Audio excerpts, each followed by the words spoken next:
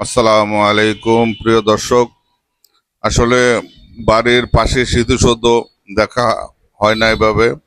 তো রাতের স্মৃতিসৌধ কেমন দেখা যায় এই জন্য ঘোরাফেরা করার জন্য আসলাম। আসার পরে কিছু কাপড়ের দোকান, কিছু মানুষে বিভিন্ন জিনিস বিক্রি করে। তো দেখতে দেখতে ফুচকার দোকানে গেলাম। আহ, এলাকার ছোট ভাই ফুচকার দোকান, ফুচকা বিক্রি করে। এরপরে গেলাম চশমার দোকানে, চশমাগুলো দেখতে খুব ভালো লাগলো। বাচ্চাদের খেলনা বাচ্চাদের খেলনার দোকান। এই যে ফুল করে মানুষের বিভিন্ন রকমের ফুল নিয়ে পরিপাটি করে সাজায়। তো এগুলা দেখতে দেখতে আর একটু সামনের দিকে এগিয়ে গেলাম। এগুলা আপনার কিছু হাতের কাজের জিনিস। এগুলা সবাই যার যার বাসা বাড়িতে সাজিয়ে রাখতে পারে। তো খুবই সুন্দর। তো এখানে বসে ফুচকা খেলাম আমরা।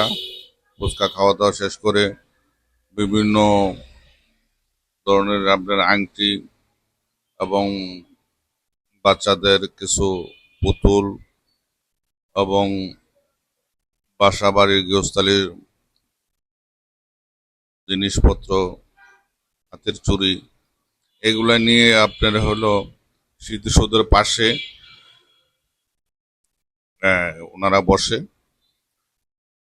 তো প্রত্যেকটা জিনিস এই দেখেন, আপনার ডাল, টক, মিষ্টি, আপনি যেভাবে ফুচকা খান সব ধরনের আসলে প্রিপারেশন এখানে থাকে। তো স্মৃতিসৌধের পাশে আপনার প্রতিদিনই একটা জমজমাট অবস্থা থাকে। তো বিশেষ করে শুক্রবার হইলে আরো বেশি পাওয়া যায়। শুক্রবারে এইসব ফুটপাতের যে খাবারগুলো লোভনীয় খাবার, তো এগুলো আপনার আহ, বেশি পাওয়া যায় হইলো আপনার শুক্রবারে পাওয়া যায়, এমনি প্রতিদিনই আসে, তারপর শুক্রবারও পাওয়া যায়। তারপরে এই সাইডে আপনার এই যে কিছু কাপড় চোপড়ের দোকান আছে। আপনার সেতু সদর বাউন্ডারি পাশ দিয়ে আপনি গেলে এই যে আতরের দোকান। তো এই দিক দিয়ে আপনি গেলেই আপনি দেখতে পারবেন আপনি বিভিন্ন ধরনের মানুষের।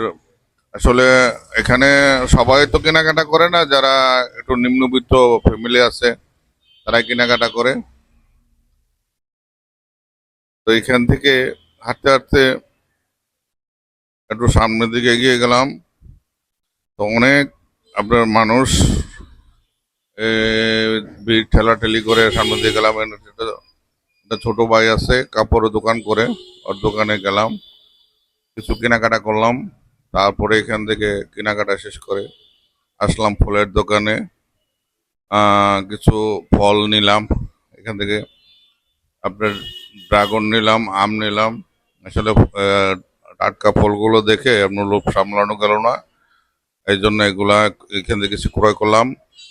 তো আজকের মতো এই বিদায় নিলাম। ভালো থাকবেন। আসসালামু আলাইকুম ওয়া রাহমাতুল্লাহি ওয়া বারাকাতুহু।